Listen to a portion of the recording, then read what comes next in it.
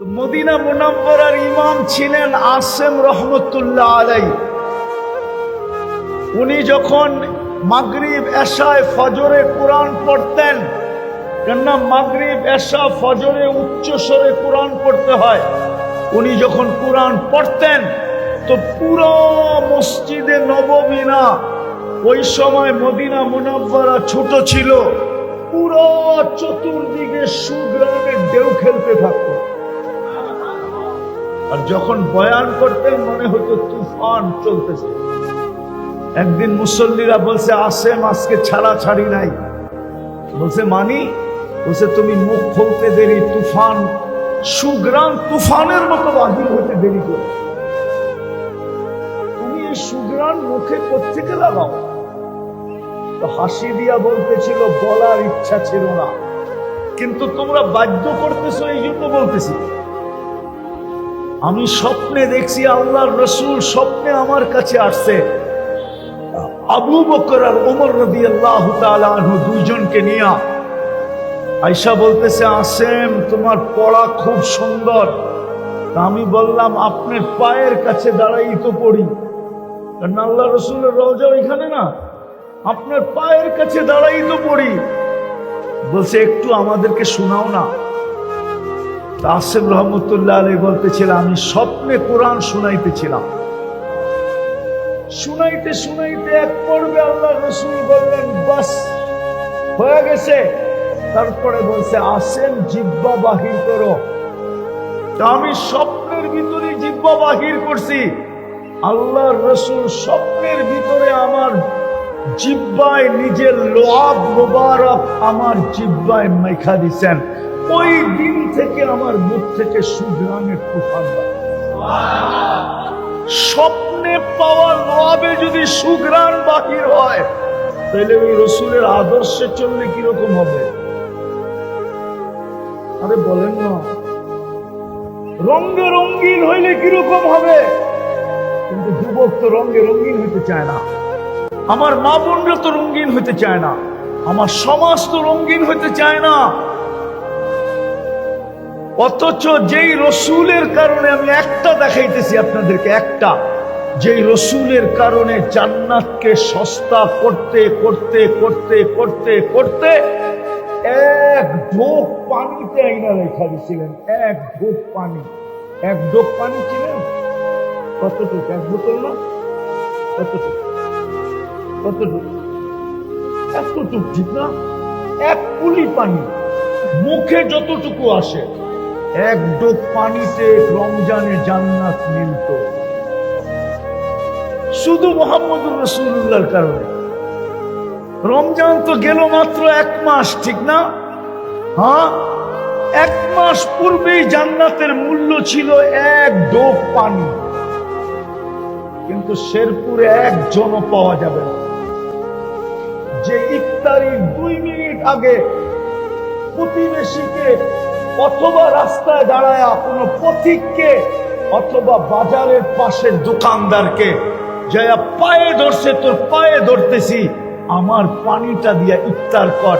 যদি বলে তুমি এত কেন পায়ে ধরতেছ, বলে আমি শুনছি এক ঢোক পানির বিনিময়ে জান্নাত মিলবে, বিদায় আমি তোর পায়ে ধরি, আমার জান্নাত প্রয়োজন, আমার পানিটা দিয়া ইফতার কর।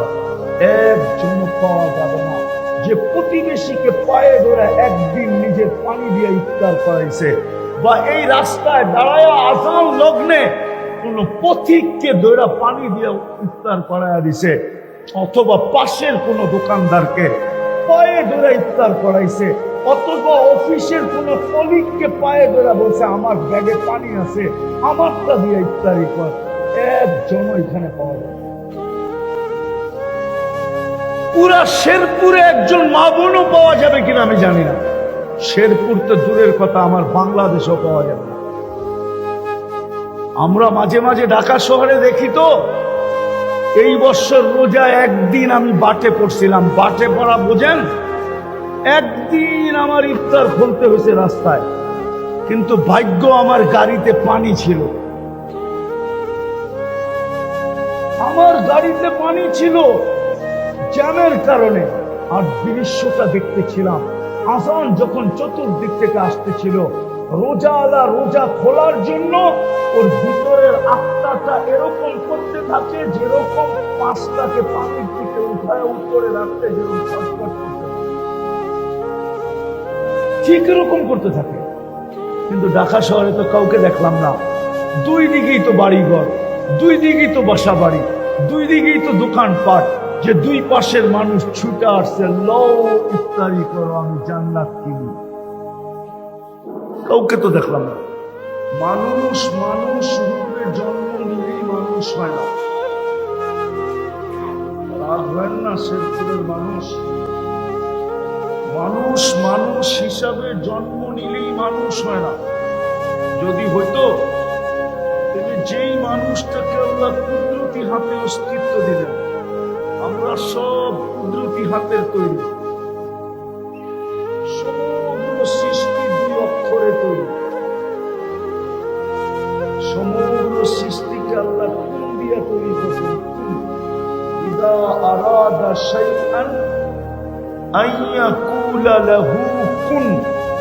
কুন লিখতে দুটা শব্দ লাগে, দুটা অক্ষর, শব্দ না অক্ষর।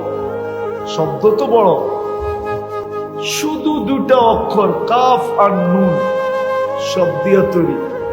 এই দুই অক্ষর দিয়া আপনার মাথার উপরে বিশাল আকাশ ওই দুই অক্ষরে তৈরি।